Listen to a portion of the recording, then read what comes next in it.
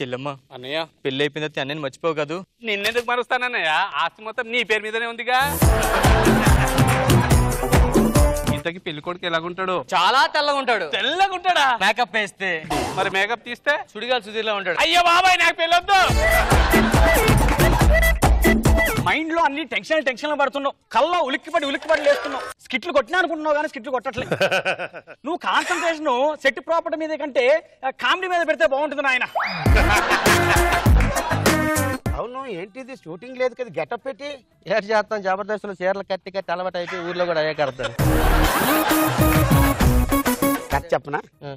జుప్ camera open చేస్తే అదొక road నిర్మానుష్యంగా ఉంది. వెంటనే 2 కాళ్ళు ఎలా వెళ్ళిపోతున్నాయి. వెంటనే ఒక పంది పిల్ల బాబాయ్ పంది కాదు సింహం. నోరు మూసుకో. పేసును బట్టే ప్రాపర్టీ వాడాలి ఇక్కడ. అవునండి, మీరు ఎందుకు లవ్ చేయలేదు అసలు? లవ్ బాగా కొవ్వు పట్టిన వాళ్ళు చేసే పని. నేను కుదిరితే కప్ కాఫీ, వీలైతే 4 మాటల బ్యాచ్ కాదు నేను. మరి మీరు ఏం batch? Full and shirt batch. మీరు హాఫ్ అండ్ షర్ట్ వేసుకోవాల్సిందే. వేసుకోనని చెప్పానా? వేసుకుంటారా లేదా? ఏంటి మొగుడు పట్టుకుని వస్తాంటే నాటుగా పక్కన తెలుసుకుంటున్నాను. చంపేస్తా ఏమనుకుంటున్నావు? నరికేస్తా. సుజాత. ఎవరి సుజాత? కబడ్డీ